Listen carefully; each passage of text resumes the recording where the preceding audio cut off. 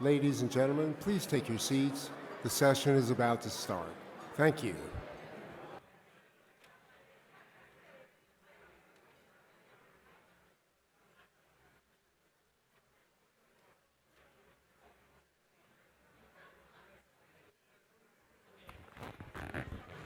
All right, you guys, we're going to try to get started for our final session.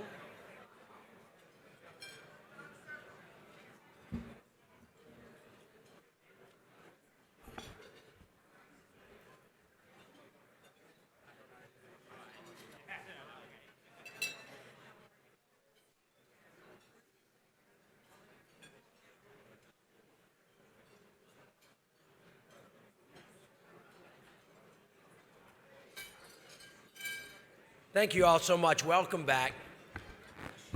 Our final session will speak to the current state of politics and society, and I am pleased to begin with Senator Mark Warner from Virginia. From 2002 to 2006, Senator Warner served as governor of the great state of Virginia. When he left office, his state was ranked as the best state for business, the best managed state, and the best state in which to receive a public education. In the Senate, he has distinguished himself as a leader who works with colleagues from both parties on behalf of his state and everyone in our country. He serves on the Finance, Banking, Budget, and Rules Committee and is Vice Chairman of the Select Committee on Intelligence. Senator Warner is with us today. He has been a great leader for our country, and please help me welcome him to speak to us as well. Senator Warner.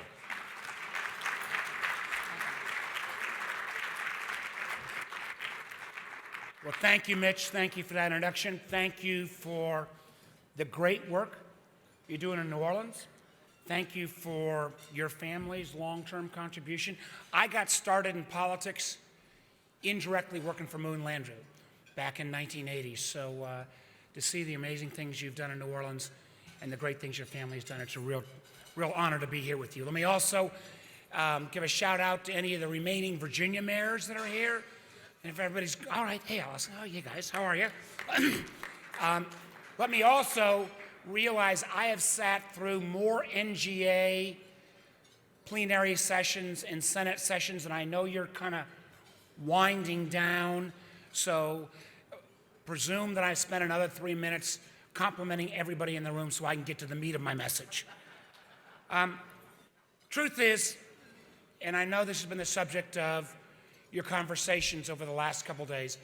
Obviously, cities are continuing to face both great challenges and great opportunities.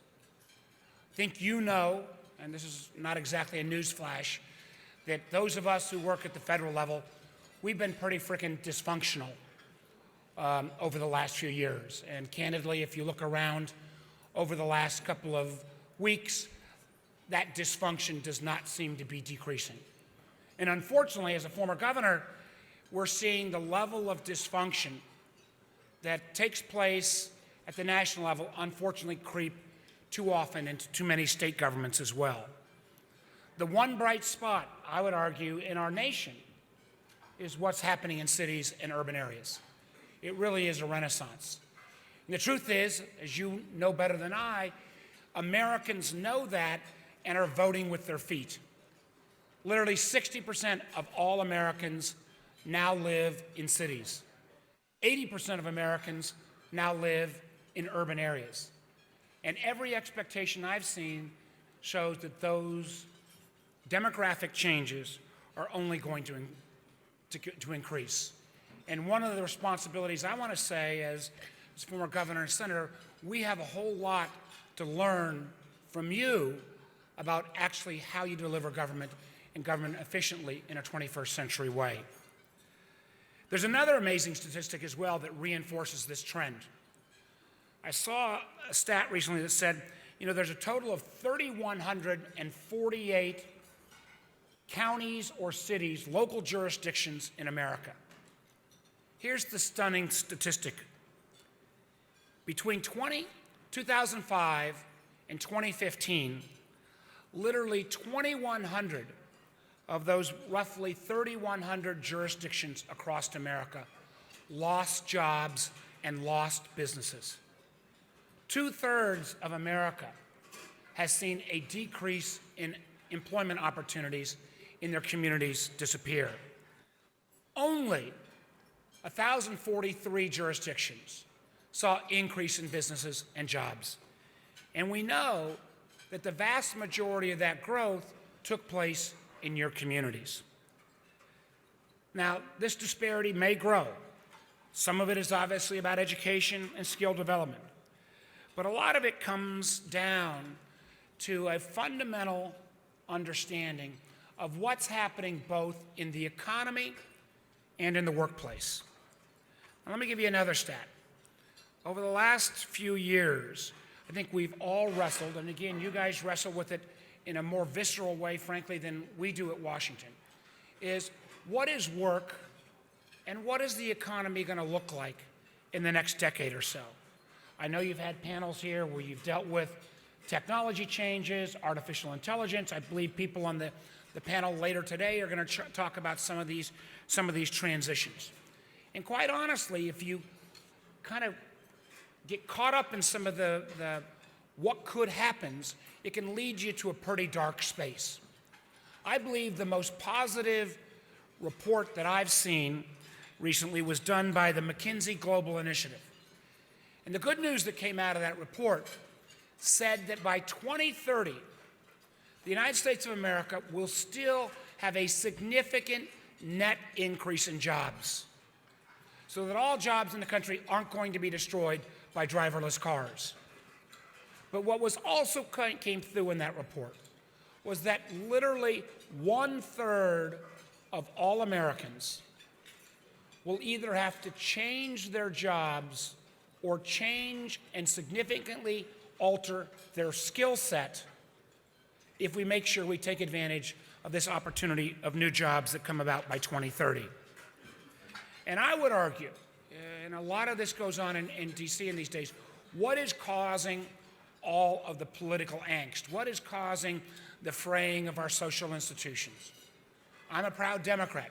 Most of the folks on my side of the aisle would say that a lot of that angst and political unease is driven by income inequality. And I agree.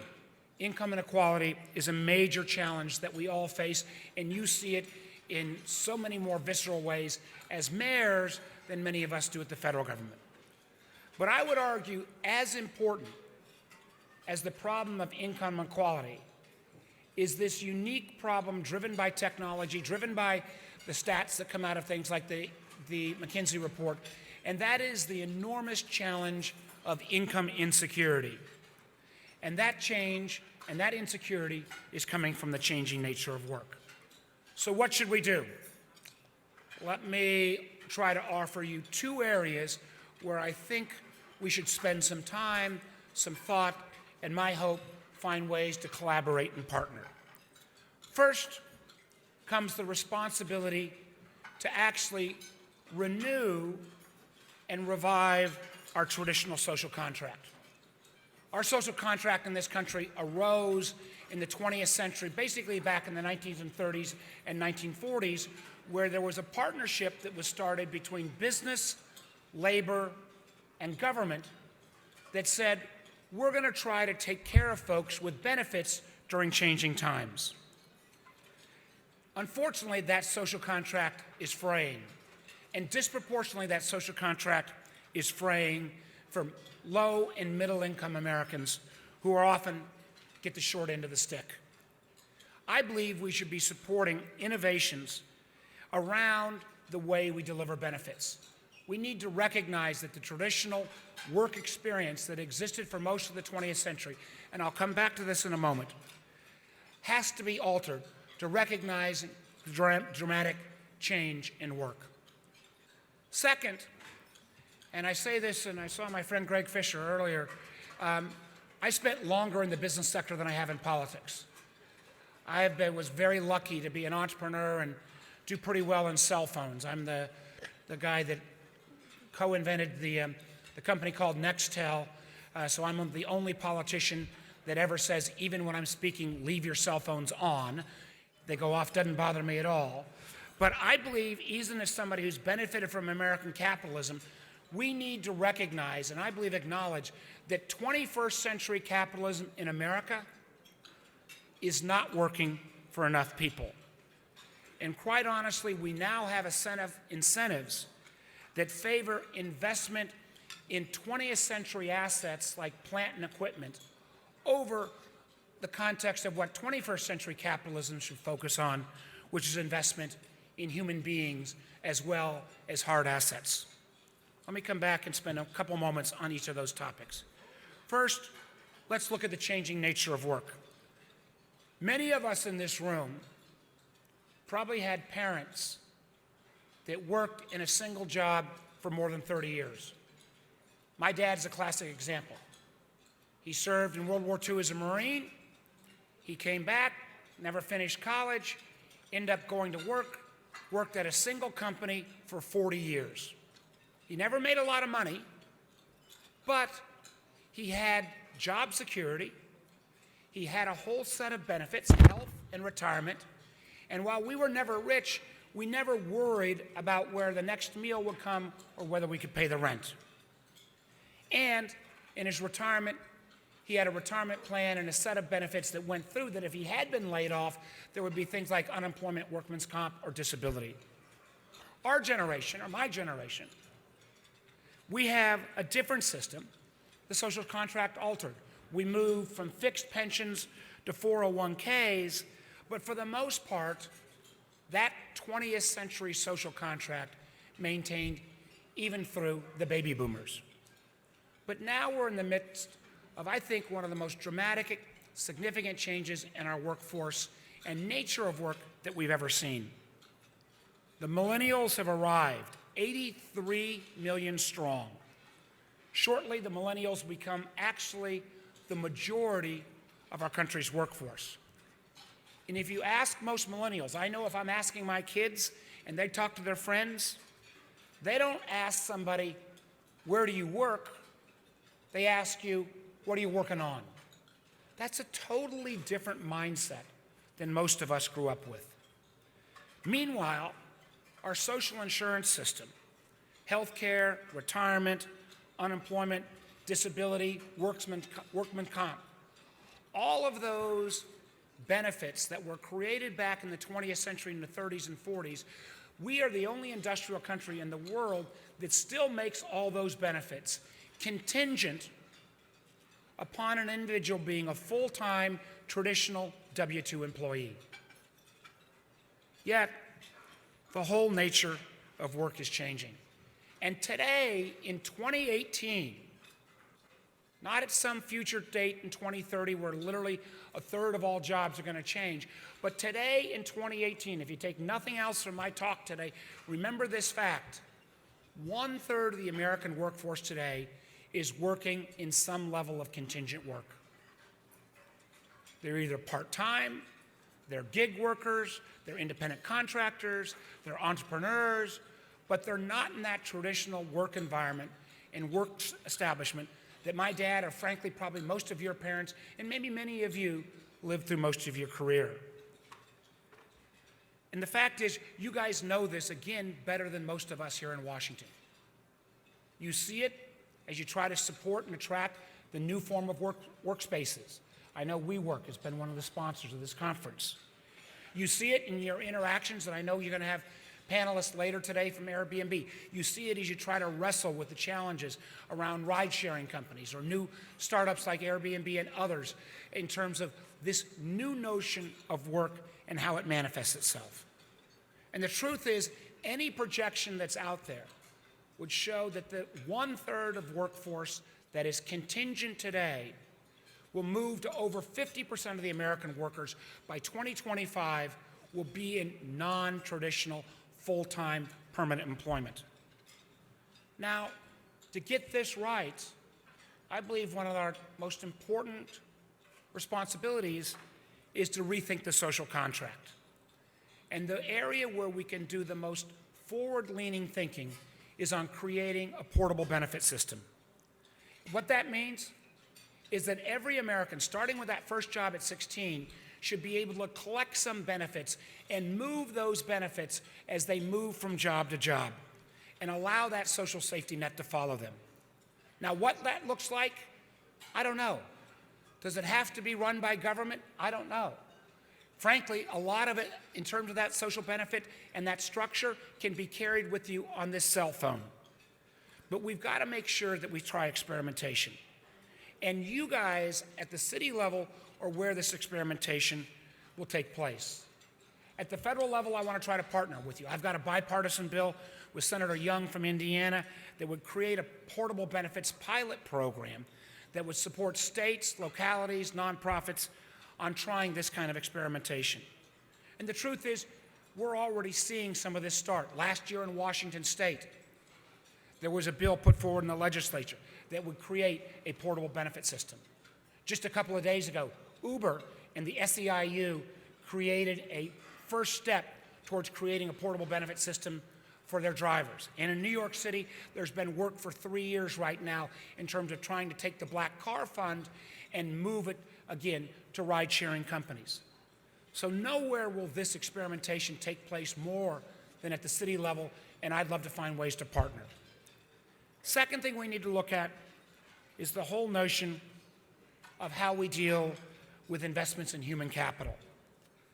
The truth is, even if we get this right on the social contract and allow people to move from job to job and have benefits that travel with them, we're not going to be fully adequate for all of our people if we don't also recognize that that third of an American workforce that needs to change jobs or change skills before 2030 if we don't have the incentives aligned.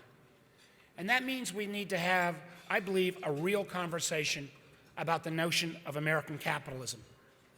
In 20th century, our capitalism system basically said investment in plant and equipment, investment in R&D trumped investment in human capital. If you just think about the way we think about things, you buy a piece of equipment, you buy a computer, that's an asset. You invest in somebody's training just on an accounting basis, that's a cost. 20th century capitalism also assumed that the role of government and the role of education was to help prepare someone for that first job. But once you got that first job, whether it was on the line or working in a corporate environment, it then became the responsibility of the company to continue to upskill you through your career. Well, if you accept my premise that nobody's going to work for the same job for 30 years or for their whole career, if you look at millennials who are constantly wanting to change careers and try different items, then that notion approach of how the incentives are aligned in the 20th century aren't going to work in the 21st century. And the truth is, we have a tax code that doesn't do anything to support it. And unfortunately, we missed a huge opportunity with the so-called tax reform that was passed in December to realign incentives.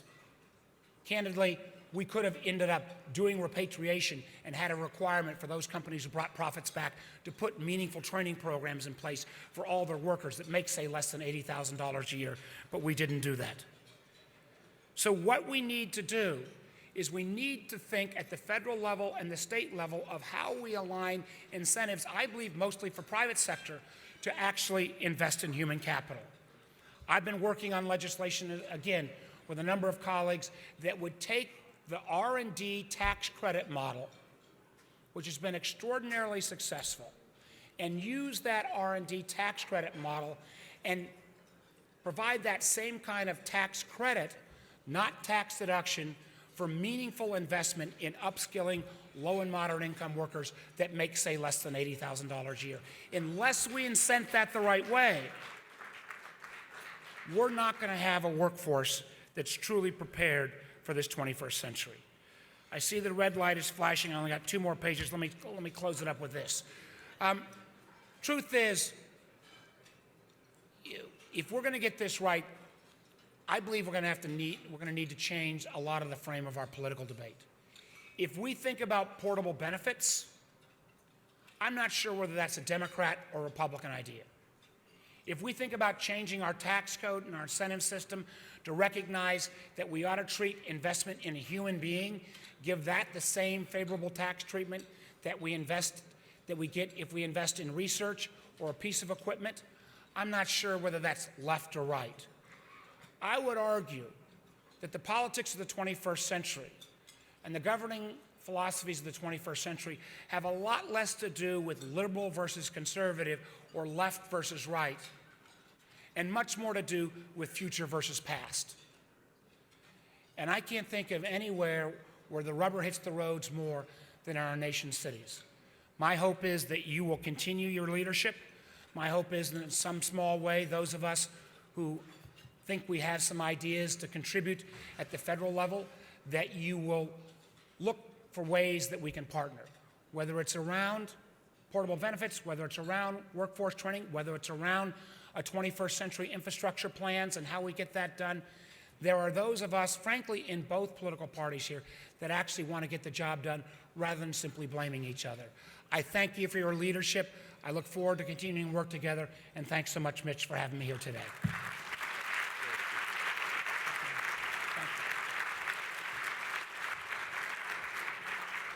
Senator Warner, thank you so very much. You know, the entire day today, we have spent talking about how to create jobs and how to put Americans back to work. I think that you, like me, are completely moved by how incredibly non-traditional the discussion has been today. We want you to think about it. We heard from Adam Newman, who's an Israeli immigrant who's coming to America to create thousands of jobs with an entirely new concept about how to put people back to work.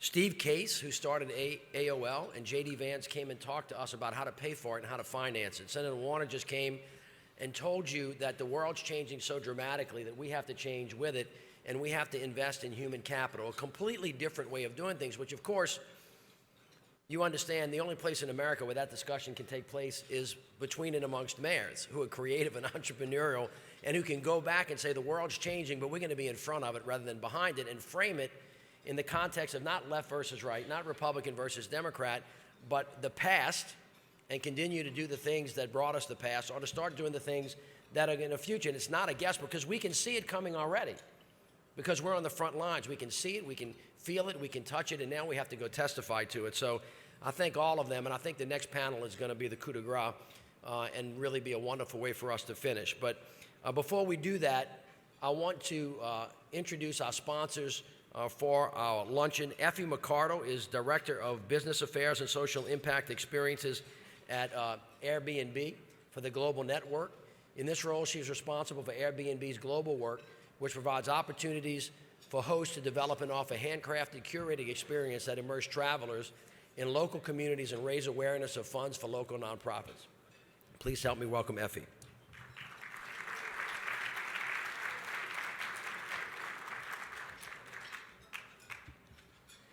Mayor Landrieu, Tom Cochrane, thank you so much for having me. I wanted to start by introducing you to my dad, Larry, and my brother, Angus. About 6 years ago, I told them I was joining a small startup called Airbnb. And when I explained the business model was for locals to open their homes to strangers, travelers looking for a place to stay, they roared laughing. That's a crazy idea. But 6 years later, we're in over 191 countries. There's over 4 million homes across 65,000 cities. And at the end of last year, the number of guests who'd stayed on Airbnb had reached 260 million guests. And so my dad, now a retiree, is a super host, and he's welcoming guests from all over the world into his home and earning valuable supplementary income. So the average US home host hosts about 42 days a year, earns approximately $7,200, and 71% are sharing their primary homes, the homes that they live in. And 54% of those hosts have told us it's helped them keep their home and stay in their home. And if you look at this map of DC, you see those green dots are where the hotels are located near Capitol Hill. And the red dots are the homes on Airbnb. They are spread across the 4 quadrants of DC. So this really illustrates the economic impact this is having on neighborhoods that don't traditionally benefit from tourism. Another example is Rio. In 2016, we partnered with the city when they were hosting the Olympic Games. As a result, 85,000 guests stayed in homes across Rio. And as a result, $30 million in host earnings were earned by locals. Had those guests needed to stay in hotels, it would have required the construction of 257 hotels. Just think about that. 257 hotels.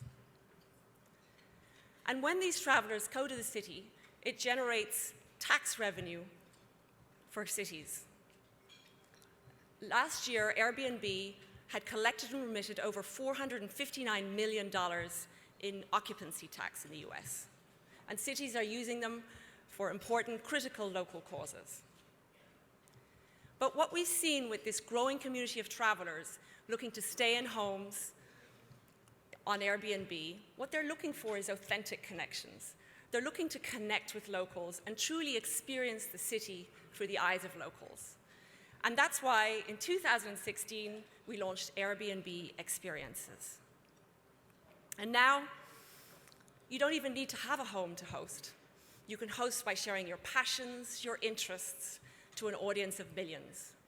So be it cooking with a New York chef, salsa dancing in Miami, or urban gardening in LA, these are experiences led by small businesses, new entrepreneurs, and community nonprofits. And in the case of nonprofits, Airbnb waives its fees and 100% goes to benefit the local nonprofit. So you see, locals with passions and skills can now become entrepreneurs and generate supplementary income for neighborhoods that don't traditionally benefit from tourism. And in just 1 year, we've seen huge growth. We now have over 4,000 experiences across 50 cities, and I'm personally very proud to say that over 60% of those hosts are women. So let me introduce you to one of those women now. Her name is Vi from Harlem. The people come through the doors of the Mama Foundation. They're walking into a 100-year-old brownstone that's full of music and people. It's an intimate experience. We have music masters who teach breathing, harmony, pitch, and the repertoire. The Airbnb experience gives us an opportunity to share the music with people from all over the world. It also helps keep our program tuition-free. What happens here is something that's lasting. I want to make sure this art form never dies.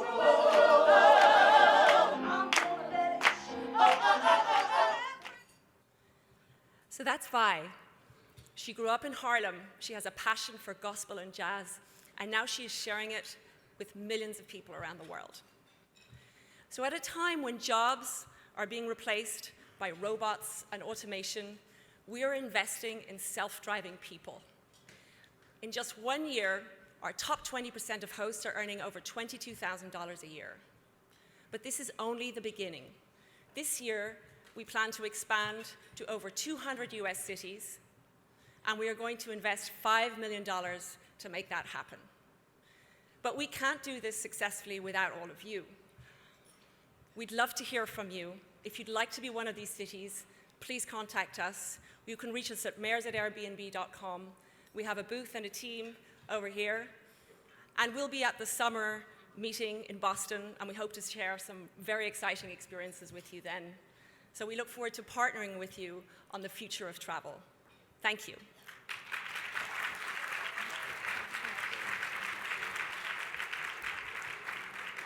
Thank you so much. Next, let me introduce J.P. Morgan Chase & Company's Irene Baker, who is Vice President for Global Philanthropy. Irene leads the firm's city strategy, the firm's $150 million commitment to Detroit, and the Global Cities Initiative. Irene, thank you so much for being with us.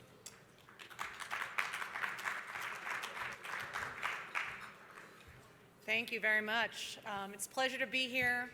Thank you to the U.S. Conference of Mayors, Tom Cochran, Mayor Landrieu. You've been great partners, great leaders. We were just in New Orleans for the executive leaders meeting, and then with General Odierno who's a special advisor to JP Morgan Chase in the Securing Global Cities Initiative. So as the mayor mentioned, I am part of the corporate responsibility group at JP Morgan Chase, and I lead, we call it it's the city strategy. It's new. I've been at this job for about a year and a half, but when I think about it, it's not really new. It's based on a lot of the great work that JP Morgan Chase has been doing both through our foundation and through our business for a really long time. So I don't have to tell this group that cities are key drivers of economic growth. I think the senator mentioned it. It's where people are. 60% of people live in cities, 80% of people live in urban areas. And so this is where challenges are often their most acute. So whether it's income disparity, job growth, housing, public safety, all of these issues are touching down in cities, and you guys are on the front lines. And I think we've all come to recognize that these require a comprehensive and collaborative approach. Government can't do it alone. You drive incredible change, but it requires partnership with private sector, the business community, nonprofits and foundations.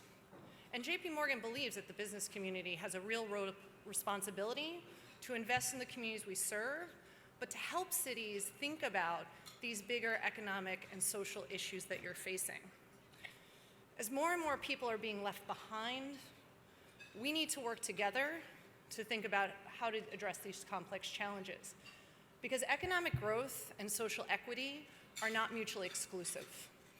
And so at JP Morgan, as we think about how we approach corporate responsibility, we really take a comprehensive, proactive, and very strategic approach.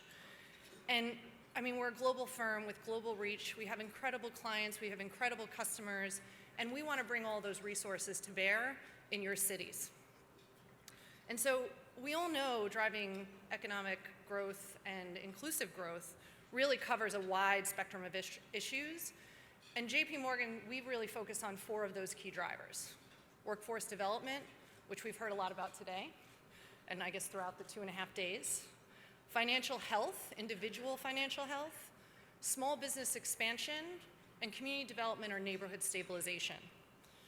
And so we brought in experts. Some of you may have participated in a panel earlier this week with my colleague Janice Bowdler, who just authored a book called Building Equitable Cities, written with Henry Cisneros, your former colleague and former HUD secretary, and the Urban Land Institute.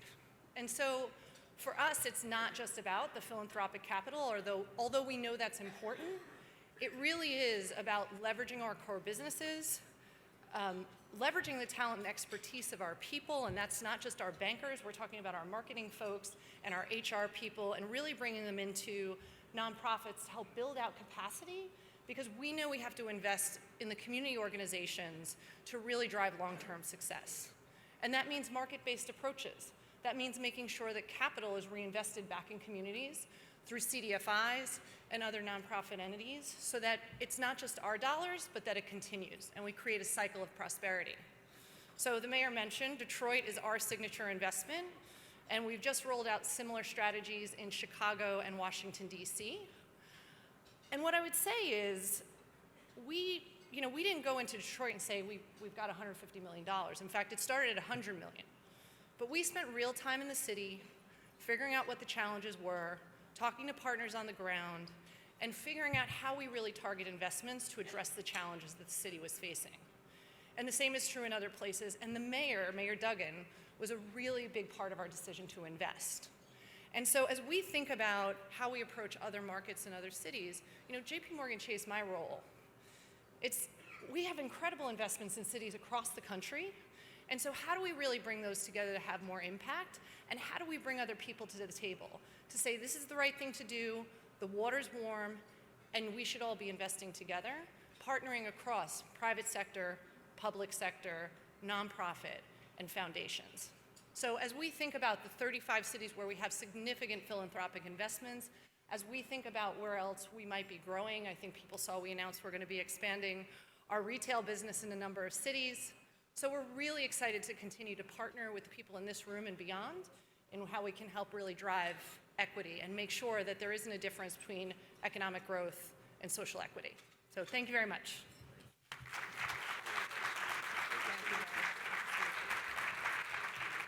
Thank you, Irene. One of the silver linings, and there is one, there are many actually, of the current level of chaos in our politics is a growing desire for the new ideologies that force collaboration and compromise. While I know to some of us this seems far off, I know all of us in this room believe that there are solutions that can unite us as a country. So when Mayor Rawlings introduced me to the new center, we thought this would make a great panel to close out this already incredible winter meeting. We all know that our conference is a shining example of bipartisanship. So I'm pleased to introduce two of my colleagues, a Republican and a Democrat, to introduce our next session. Please help me welcome Mayor Giles and Mayor Rawlings, who have both been strong and forceful advocates for our agenda and work closely with all mayors to push our issues forward. I'm pleased to invite Mayor Giles and Mayor Rawlings up to introduce our next panel. Mike, come on up.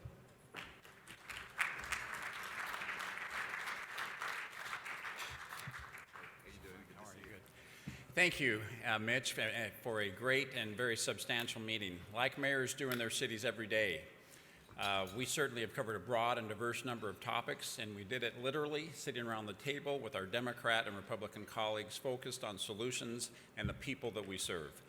I hope the examples that we've set for our colleagues in Washington will rub off in some way, and I'm certain that discussions with partners like the new center will help us make our case that there are more areas of agreement when we talk and listen to each other. I urge every mayor here to review the work of Bill Kristol and Bill Gaston, the beautiful book that's sitting at your tables, and consider them a resource as you continue to seek common sense solutions that are going to make our cities much stronger. Thank you. Thank you. Thank you, Mayor. Thank you for your leadership, Mitch. You're doing a great job. This has been a great conference, and for continuing to unite our conference the same way you've united New Orleans and the country during some tough times. Now, Aristotle said that the virtue is the mean between two extreme points of view. And I think we believe that. We understand that rather than getting caught up in political currents that disparage government or really look at how divergent views are wrong, mayors try to find common ground, as we have seen lately, and try to be the reasonable voice of national politics. The new center that you're going to hear from, co-led by Bill Kristol of the Weekly Standard and Bill Galston of the Brookings Institution, people that didn't think they would come together, offer a new center view of policy proposals that can bring us, I think, together in our cities and in our country. Look, I'm a passionate, radical centrist. I'm a member of an organization called No Labels, and it's Democrats and Republicans. And I went to the event and I got to see one of their sessions last year, and I thought there's no better audience for this than mayors that believe this. The upcoming discussion features those leaders, both named Bill, so it'll be easy to keep them in charge here, and it'll be moderated by Evan Ryan, Executive Vice President of Axios, whom many in this room know from her work as the public liaison for Vice President Biden and Assistant Secretary of State for Educational and Cultural Affairs. At Axios, Evan is leading the team that delivers news in a way that breaks through the noise and misinformation that give people trustworthy and accessible content. So I think this is a very, very intelligent lunch. I've already learned stuff, and I think we're going to take it to the next level. Let's go with Bill and Evan. Thank you.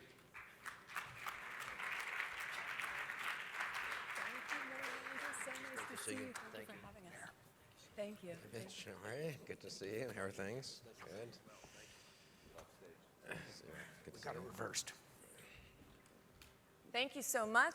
Thank you, Mayor Rawlings, for the introduction, Mayor Giles, and thank you, Mayor Landrieu, for hosting us here today, and to Tom Cochran, who I used to see in my old life a lot as well.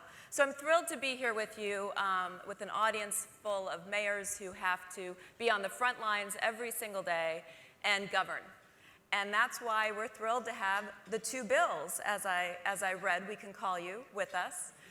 The first question I have, I'm sure the audience has, the News Center, the two of you from opposite sides of the aisle, one a Clinton White House veteran, one a Bush White House veteran, not the natural two people we would see working together, came together in the wake of last year's election and then launched the News Center in September of 2017. Tell us about that first conversation and who approached whom and what happened. Bill, you want to? Well, first of all, thanks for having us here, and I'm very impressed by Mayor Rawlings quoting Aristotle in his introduction of us. The last time I heard Aristotle mentioned here in Washington was when I was chatting with Donald Trump the other day. I apologize. A word we had not heard in this session, so I apologize for intruding it. Well, actually, it was relevant. We do a panel every 2 years. Bill and I have since the Clinton election in '92 on the election, just analyzing it for the students at Harvard, more of a political sciencey thing, really, than a partisan thing.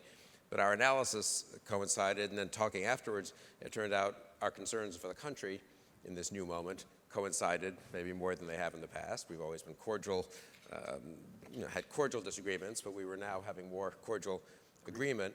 And so we decided that it was worth trying to do this little project, and we produced the little volume, the volume you've got there. It doesn't claim to be wildly original thinking. A lot of it will be familiar to you.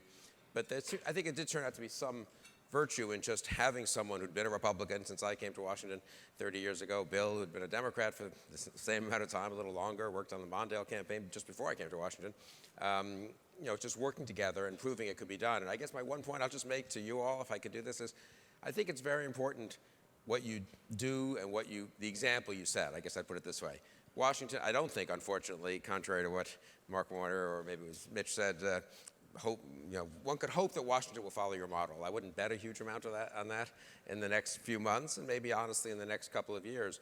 All the more important for citizens to see examples of serious and hopefully successful governance that is done with civility and an honest attempt to have debate public policy issues, resolve them however they get resolved, be serious about implementing them, avoiding demagoguery, avoiding inciting anger and resentment and even hatred. I really think it's a serious matter. Right after Charlottesville, I live in Virginia, Northern Virginia. I was on some panel, I think one of the cable TV shows, and everyone was lamenting what had happened, lamenting Trump's response. I remember then there were 2 or 3 days where it was, will his staff get him to say something better, and will John Kelly be able to persuade him? And at some point I got slightly exasperated, and I said, Trump will be Trump, honestly.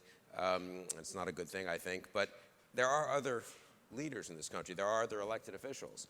There's the governor of Virginia, the mayor of Charlottesville, senators, congressmen, other mayors. And actually, I think in our case, Terry McAuliffe, and I'm a Republican, so I say this, but Governor McAuliffe and the mayor of Charlottesville and others did step forward and provide a model for citizens that was very useful in the absence of that coming from Washington. So I wish you good luck in your efforts to work with Washington, but I really do want to say, honestly, that I think what you do on the ground there, regardless of what happens in Washington, is awfully important. Bill Galston, can I ask, the News Center then is representing what I think a lot of the country's hoping is that you'll see more working across the aisle here in this city. Would the News Center exist had it been a Hillary Clinton presidency? That's an interesting question. I think the answer is yes, because the problem that we're trying to deal with antedated the 2016 election by a long time. We have been building towards this moment of hyperpolarization in Washington, D.C. for the better part of 2 decades now. People have been writing about it for almost that amount of time. And so this is not a new problem. What is new is that Bill and I have been playing political tennis now for 30 years. And after 2016, we realized that somebody had moved the net, and we were both on the same side of it, right? Which was pretty startling. Let me just pick up where Bill left off, because I think it's important to say that one of the people who stepped forward during this very difficult period after Charlottesville was the mayor of New Orleans, and he did us all proud, and we noticed that, Mayor Landry. Yes. Thank you very much.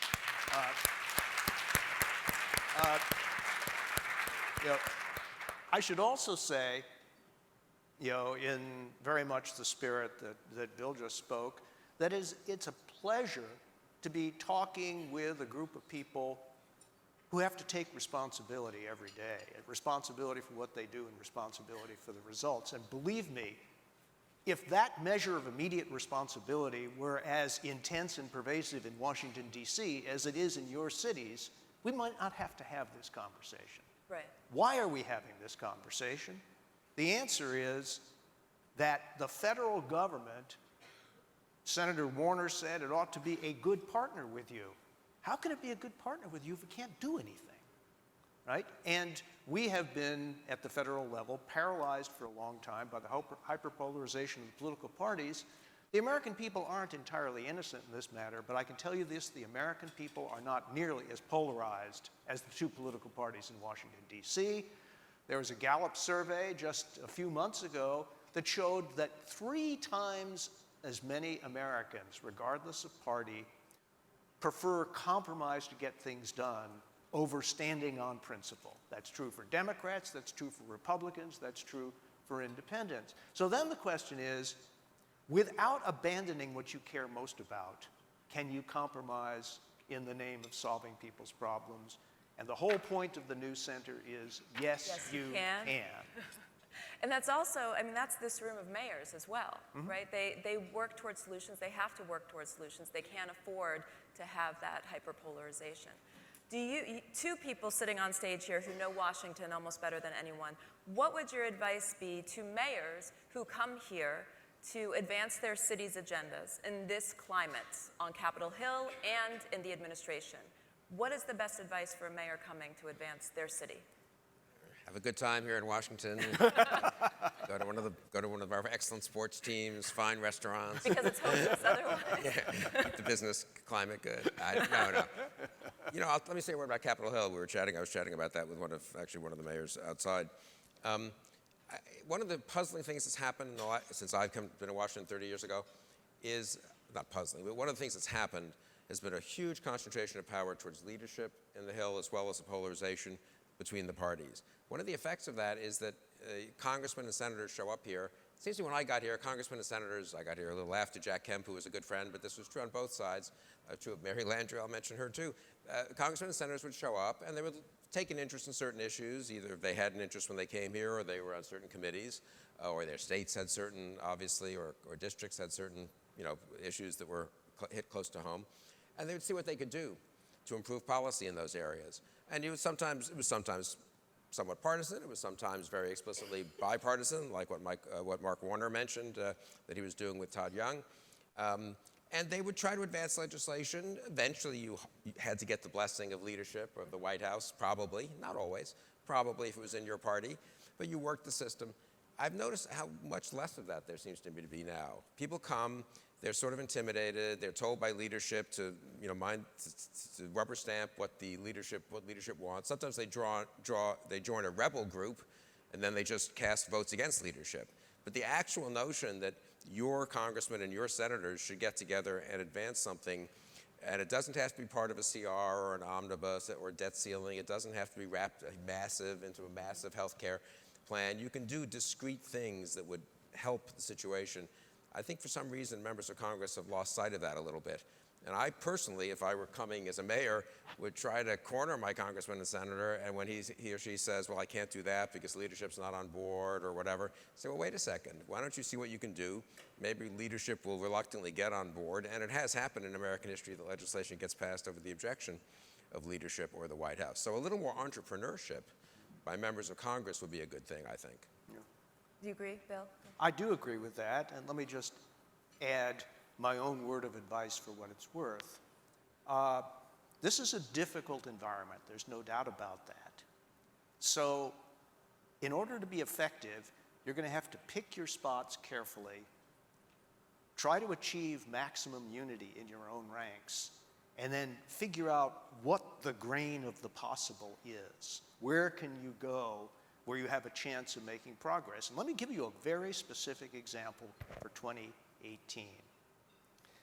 If you look at public opinion surveys of what the American people care about, what the agenda should be for 2018, There are a lot of differences between Democratic partisans and Republican partisans, and the largest group of all, independents. But there's one area where there is no disagreement whatsoever, and that is that our country is crumbling around our ears, and it is really time to do what we haven't done enough of for more than 30 years, and that is invest in the physical infrastructure of this country. Everybody in America believes that because everybody can see it for him or herself. And guess what?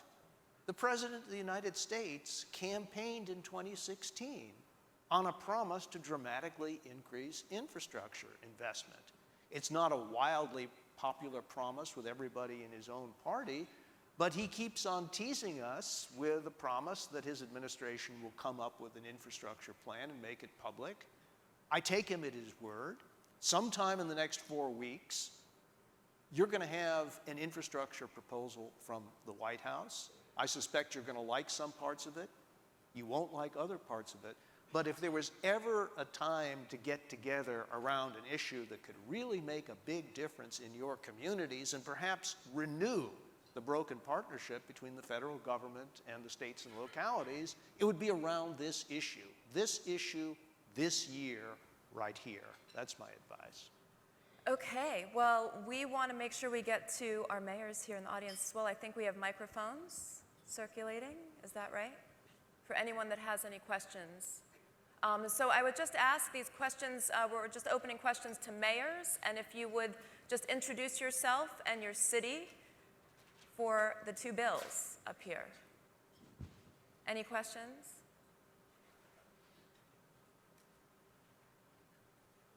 First question's always the hardest. Exactly. Yes. It seems patently obvious to every mayor in this room that infrastructure is the #1 issue, and that there's common ground in America, and it's clear that with a $5 trillion deficit, everything's crumbling around us. If we want to compete internationally and in any way, we have to fix that. Why do you think it has taken so long or been so hard for Congress even to tee that issue up and to take a meaningful step forward? And where do you think the debate's going to go from the president's initial offer? Well, Mr. Mayor, it depends to some extent on what the president's initial offer is. And we don't know, and we've heard everything from $200 billion to $1 trillion. But the central problem, and what I'm about to say will not surprise a single mayor in this room, who's going to pay for it? How is it going to be paid for? There are all sorts of policy architectures, and I suspect that as an architectural matter, we could get to yes pretty quickly. But as you know, a substantial portion of infrastructure investment at the federal level has been financed through the gas tax. The last time that was increased was now almost a quarter of a century ago. And because of disagreements among states, among mainly urban states as opposed to rural states, between states that have already increased their state gas taxes and states that haven't, it's been very, very difficult to organize a majority in Washington around the gas tax.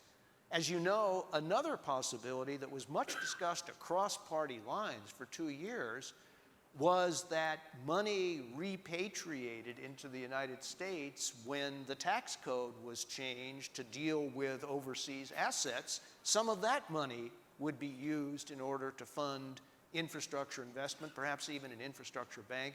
Unfortunately, that money has now been dedicated to other purposes, and in the spirit of nonpartisanship, I will say no more about the tax bill. And so now the question is, with a large federal deficit, made larger by the tax bill, I broke my own promise in 30 seconds, didn't I? And with no immediate prospects of a gas tax increase, where is the money for infrastructure going to come from? If we can solve that problem, we can unlock the entire legislative puzzle, in my opinion. Do you have, either of you or both of you have an opinion on the order of legislation that came across? Let me just follow that up with one question. Bill, I want to put you on the spot for a second. You've been really an intellectual leader of the conservative movement in America for some time. Congress just passed a $1.5 trillion tax cut, ostensibly because it's going to create economic growth and, as a consequence, put more money in the budget than took out. It's arguable, but that's what the argument was.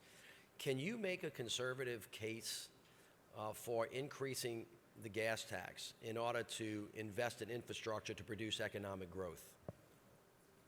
Yes, and in fact, we published pieces of the Weekly Standard for the last 10 years that's slightly different.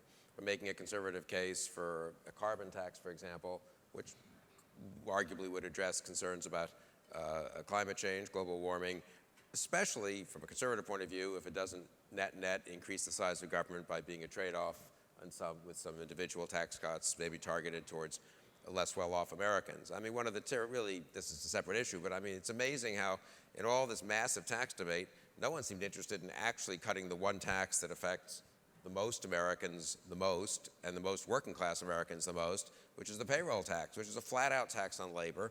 Mark Warner mentioned this, incidentally. It's a tax that encourages you to, especially with full expensing, it's a tax that strongly encourages you to invest in machines and much less in human capital. This has been like a pet hobby horse of mine for 5, 6, 7 years, and it's bad. It's a bad sign for our system. I think that neither party at the federal level has had great interest in thinking about ways to relieve that tax, which is the biggest tax, obviously, on working class Americans. No, there is a conservative case to be made. My only thing I would add, and this is, I think infrastructure is a big word. It covers a huge number of different programs. It probably is the case that some needs are more urgent than others. It might be a good idea rhetorically to talk less about infrastructure and to say, look, here's what we need in my city. These 2 highways are crumbling. They need to be expanded. This is falling apart.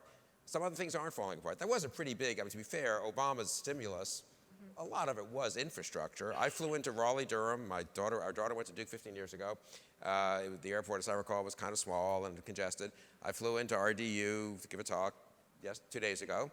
Looked to me like a pretty big modern airport with actually excess capacity. A lot of the Obama infrastructure money, I gather, and I really am not an expert on this, but I think a lot of it went to mid-sized regional airports. And when you fly around the country, you get the sense that a lot of them are fine and actually work pretty well and have some excess capacity. I'm now going to get 45 of you are going to tell me I'm wrong when I walk off stage here, but my general impression is that's the case. So maybe you need the money for X and not for Y. I think it hurts a little bit to just say infrastructure and expect everyone, you guys actually know the subject, but expect someone on the outside or an amateur or an observer to say, oh yes, infrastructure, well let's just do that. I think more concrete examples of what the money would go for and what the money won't go for. It doesn't seem to me like we've been shy on building new sports stadiums in this country, if I can take something, for the last 15 years. Some of them financed by taxpayers, some of them not. So maybe there's more money going to that than some of that money should be going to other things, or maybe not. Maybe that money's well invested because it produces a huge return. But again, I think being a little more specific on some of the examples might be a good idea. Fair enough. Yes, Mayor Rawlings. Inclusive growth is one of your premises in your book. Conservative bill, that sounds like a kind of a progressive thought. How did you get passionate around inclusive growth, and what does that mean from a conservative, fiscal, tight point of view? Look, it's obviously not good for the country. I was joking about Aristotle. One of Aristotle's core teachings is a strong middle class is healthy for a strong democracy and healthy for a society. Huge disparities of income and of opportunity tend not to be healthy. It's one of the things we automatically, when we think of third world countries where democracy is sometimes precarious, often have super wealthy elites, often inherited money, and very little opportunity at the bottom. I'm not as concerned about the inequality thing per se as about the opportunity side of it, but you do need growth that provides opportunities for those who start off less advantaged. I do think there are, and this is something you can't wish away, technological changes, globalization, and other things, and Bill and I discussed this some in the book, and you're all well aware of it, which probably make it harder than it was 50 years ago to construct economic policies, or education policies for that matter, that really do help those lower down in their kids have as good opportunities as one would like to have. But I think it's conservative to have that as a goal. Now, the means one might approach to that goal might be, for me, for example, breaking up school, providing more choice and competition in school systems, things that are more traditional conservative policies, you might say, where there are public sector impediments to opportunity for those who start off in a difficult situation. I mean, we could debate forever, which policies might help the most, which economic policies, which educational policies, which residential policies, zoning and other things. There's quite a lot of, we did a little of this, I think, in the book, quite a lot of evidence that making it hard for people to move to places where there are great opportunities for growth doesn't help them. You want to have a lot of cheap housing in areas where there are going to be a lot of startup businesses, which then can hire a lot of people. You just don't want the Stanford graduates who start at higher levels of the high-tech company to be able to afford it, and the kids from California State, San Bernardino, not to be able to live somewhere where they will have a chance to get on the ladder, or the kids who didn't make it to California State, San Bernardino. So there are a million policies that I think can be debated, but I think it's a conservative goal to want to have strong opportunity, strong mobility, and a strong middle class. Bill Galston, I think you Now have a for comment. just a quick word from Liberal Bill. We've been talking about political unity. It's very hard to have political unity in the face of deep economic division.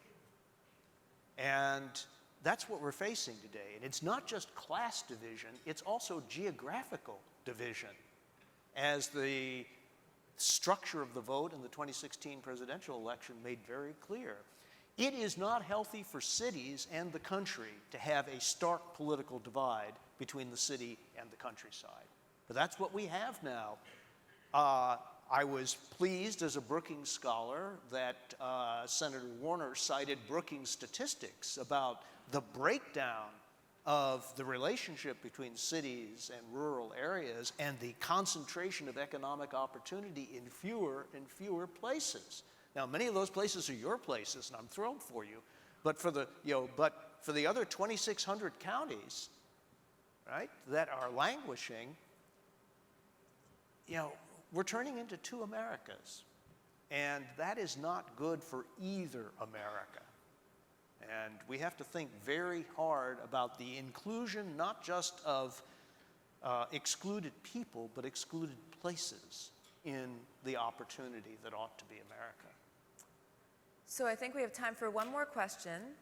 And I have a question. Unless someone in the audience does have a question, I'll turn it over to another mayor. Yes?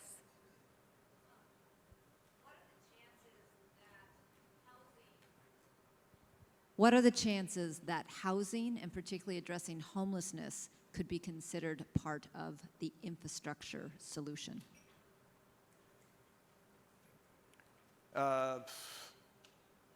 Anything is possible, but not great. And I have to say, breaking my pledge for the second time, that the tax bill went backwards on affordable housing, not forwards. And I think every mayor in the room knows that.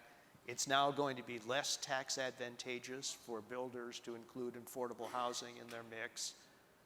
So I wish I could be optimistic about that particular question, but I'm not. The reverse, as a matter of fact. And I'm afraid that's a problem that's in your laps now, and it's going to stay there unless there's a miracle on Capitol Hill. You agree? It sounds that way. Yeah, I mean, I don't know. The tax bill, I was not a fan of this bill. There were reasonable parts of it, and the idea of tax reform was a reasonable thing. The degree to which the Republican Party, I will say, since it was passed entirely with Republican votes, I think I was able to sort of jam this through and make this a matter of party loyalty without much input, I would say, from an awful lot of Republicans in this room and Republicans around the country and non-Republicans, obviously, in terms of what might be wise and to put in and wise to put out, what really are priorities, what were real problems. I'm a little struck by that. But I will say this, nothing is forever, and in Washington, nothing is forever. It's like a year, right? There's going to be, if Democrats win the House, certainly there's going to be an attempt to revise the tax code. There may even be in 2018, isn't there indeed, for extenders and I think some tax bill, so there'll be a vehicle to do certain things. One of the weirdest things, I'll come back to my original point about the lack of entrepreneurship, there's also a weird sense sometimes I find this among younger members of Congress that, we resolved that issue, so I guess that's off the table. Well, that's not how it works, I mean, you can raise a particular fix, if there is one, that would help address homelessness in the context of a whole bunch of legislation that's coming up. And I wouldn't let people say, we dealt with that last year. Well, if you dealt with it poorly last year, fix it this year. You know, Reagan, I'm a huge Reaganite. I came here to Washington to work in the Reagan administration. Reagan passed a tax cut in '81 that I think was good for the country and really helped get us going in the '80s and was a model for the tax policy around the world. It's also true that in 1982, Ronald Reagan signed a pretty big tax bill that fixed various problems and corrected some overstepping in the first tax bill. So I wouldn't give up on an issue just because people tell you that, well, that was dealt with 2 months ago. So we're just about out of time. I realize I should just say, because I would be remiss, that Axios actually got a copy of the President's infrastructure plan. So if you go to our site, you'll find it. And it looks like $1 trillion, possibly as much as $1.7 trillion. But they might flip the funding and actually ask that state and localities, cities, come up with 80% before the administration. No problem at all. You Check know? it out. It's on I have a $20 trillion Axios.com. plan that if you guys... Well, tell them we pay for 90% already. Exactly. So I'm just the messenger. I'm in the media, but you can find it on Axios.com. So my last question for Bill and Bill: we're sitting here a year from now. Prediction. Anything that you would predict, or is everything now unpredictable? Yeah, well, it's probably safer to say everything's It's unpredictable. Bill? Did anybody predict the headline in last night's New York Times? That's I true. refuse to play this game. No, This is the exactly. wrong Washington. No one did. We're in now unpredictable territory. So thank you so much, Bill Crystal, Bill Dalston, and thank you, mayors, for having us. Thank you. Evan and Bill, thank you so much for joining us. That was terrific. All right, to my fellow mayors and all of our guests, we have now come to a close of our winter meeting. I want to just begin by thanking Tom Cochran and the entire staff of the USCM for their incredible amount of work that they did, along with my team, Jaime, Scott, Zach, and Sarah. They did a really great job of putting this conference together, and if you just please show your appreciation to them. To all of our panelists, and of course to Stephen, Benjamin, and Brian, thank you for help leading this organization, and to all of the mayors, thank you all so much. And of course to the men and women that waited on us while we were here in this beautiful hotel. They did a great job for us. So as we come to a close, I want to take a few moments to underscore just a few points that were made very clear in plain sight throughout our convening. First and foremost, once again, the mayors of America, I hope, modeled for the country what leadership looks like. As I said to you when we opened this meeting, America's city remained the driving force of the nation's economy and our country's future. This week, bipartisan mayors, Republicans and Democrats, not only came together with fellow mayors, but with CEOs, civil rights leaders, congressmen, cabinet secretaries, and representatives of the President of the United States. Everyone who came here, Democrat or Republican, women and men, people of color, showed us what leadership looks like. Senator Cornyn showed us what leadership in humility looks like. Senator Warner showed us what clarity looks like. Marian Wright Edelman showed us what leadership in truth looks like. A real truth teller. Senator Flake shared the courage to look past political agendas and to seek solutions. Steve Case, J.D. Vance, Adam Newman, an Israeli immigrant, showed us the vision we need to look beyond our traditional ways of doing things to make sure we are building an economy that every community can participate in. Karen Pence showed us leadership and compassion. Mark Morial, Michelle Ebanks, Javier Palomera shared with us a path forward on race that we must look to heal our country. And shoulder to shoulder with guests, the mayors in this room showed the same leadership. They showed humility. They showed courage, not hubris. And I want to take out a moment to specifically call on Mayor Marty Walsh, who had the courage to stand before us and share his personal story with addiction as this nation confronts an almost universal crisis across race, class, color, and geography about opioid addiction. And of course, we all look forward to seeing you in Boston. Think about what we talked about here, from infrastructure to public safety to immigration, entrepreneurship, everything that is in between, the creation of jobs. You led those discussions. You led with passion for our people and our country, attacking problems, not each other, focusing on collaboration, not politics. I want to thank you for your leadership and for your service. We have accomplished a lot over the past 3 days, but you know that our work is just beginning. We want to talk to the folks in Washington and tell them that we are here to work with them, not against them. But we, in fact, have to go big or go home. It's that kind of moment in the country. And I would just like to say this, if nothing else is clearer. Trying to govern in an environment of fear, of anxiety, of hate, where we don't trust each other will never yield a good result for this country. The good book says, in our Father's house there are many homes. There is a place in America for everybody and for all of us. And if we work together, if we believe in diversity as being a strength, if we think about new rather than old, if we think about the future rather than the past, we will find a way. But we have to keep working hard to make that happen, because it's not going to happen on its own. Mayors, thank you so much for giving me the opportunity to be with you this week. I would say let's get home and get back to work. God bless you. Thank you so much. We are adjourned.